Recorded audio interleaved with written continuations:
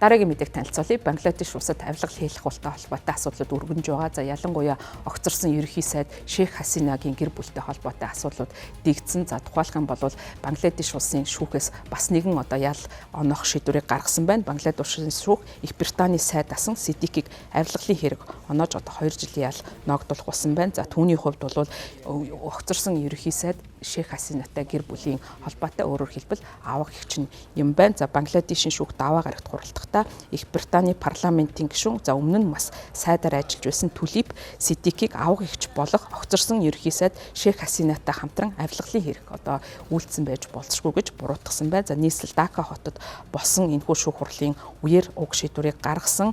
За харин энэ шийдвэр гарах болсон гол шалтгаан хэргийн гол холбогдогч нь бол нийслэл Дака хотод ерөнхийдөө орон сууц хүрэлцээгүй байдаг. За тийм учраас засгийн газраас шинэ хот байгуулах чиглэлээр ажиллаж байсан юм байна. За үүн зориулан газар бол олохоор шийдвүүлсэн гэвч бол Шейх Хасинагийн гэр бүл за тэр дундаа Түлип Сидикийн хувьд энэхүү газраас хууль бусаар өөртөө олж авсан гэсэн ийм хэрэгт буруутгагдаж байгаа юм байна. Шүүх ерөнхий сайд Шейх Хасинаг албан тушаалаа уруулан ашигласан гэж шийтгэж байгаа бол Сидикийг ээж болон 2 дүүдээ газар авахд туслах зорилгоор өөрийнхөө аваг эгчид нөлөөсөн гэсэн ийм үндэслэл тулгаж байгаа. Сидикэд 2 жилийн ял оноосон. За харин өнгөрсөн 8 дугаар сард Бангладешт болсон бослогоос зугтаж энтгэгт байгаа Хасинагийн хувьд 5 жилийн хорих ял, Игч Рихянад нь мөн 7 жилийн ял оноосон байна. За үүнээс гадна ерөнхий сайд агсанд бол бас өөр хэрэг тулгаад байгаа. За тухайлах юм бол түүнийг албан тушаалаас нь огцруулсан бослогыг хүчээр дарсан хэрэгээр бол цаазаар авах ялыг огцорсон ерөнхий сайдад мөн өнгөрсөн сард оногдуулсан. За нүүбийн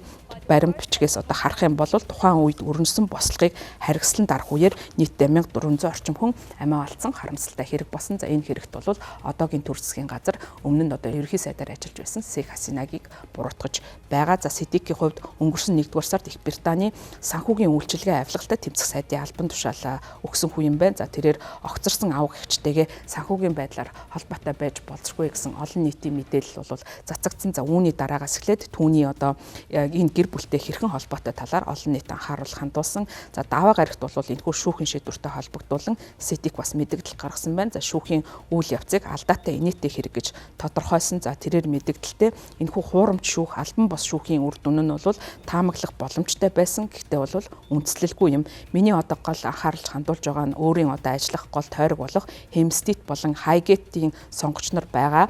За би Бангладешийн бохор улс төрөөс өөрийн анхаарлаа сатааруулахыг хүсэхгүй байгаа гэж хэлсэн. За Сидикийн Labour намын хэвлэлийн төлөөлөгч за эсрэг мэдүүлэг гарах үед альва ялгт тулгагдсан хүн бүхэнд хууль ёсны төлөөлөгчтэй байх эрх олгогддог. За гэтэл энэ хэрэгт бол ийм зүйл байгаагүй учраас бид шүүхэн шийдвэрийг хүлээн зөвшөөрч чадахгүй гэсэн мэдээллийг гаргаж байна. За прокурорууд Бангладешийн төр засгийн газар уг шийдвэрийн талаар Их Британий албан аялах баригчдад албан ёсоор мэдэгдэн гэж хэлсэн. За харин Их Британи Бангладеш улсуудын хооронд харилцан ялтан шийдэлжүүлэх ийм гэрээ байдаггүй учраас энэ ял нь хэрэгжих хэсэг нь тодорхойгүй байгаа юм байна. Францын Франц пресс агентлагийн мэдээлэл дурснаар Хасина уг шийдвэрийг бол шүүмжилж байгаа.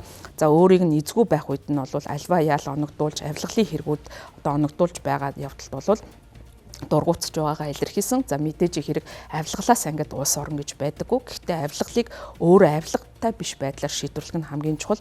Өнөөдөр энэ шалгалтанд бол Бангладеш унлаа гэж энэхүү авилгалын эсрэг хорооны шийдвэртэй холбогдуулан мэдэгдсэн байна. За ерөнхий сайдын Авами лиг намыг уг шийдвэртэй холбогдуулан мэдэгдэл гаргахтаа шийдвэрийг цөхөрсөн ард түмнээс сонгогдоогүй хүмүүсийн удирдсан улс төрийн үйл явцын хамгийн муу жишээ нь энэ боллоо гэж тодорхойлсон байна. За энэхүү байдал нь бол Нобелийн шагналт Мухаммед Юнисийн тэргүүлдэг Бангладешийн төр засгийн газрыг буруутгаж байгаа хэрэг. За Бангладеш улсын хувьд эх 20 дугаар сард сонгуул явуулахаар төлөвлөж байгаа юм байна.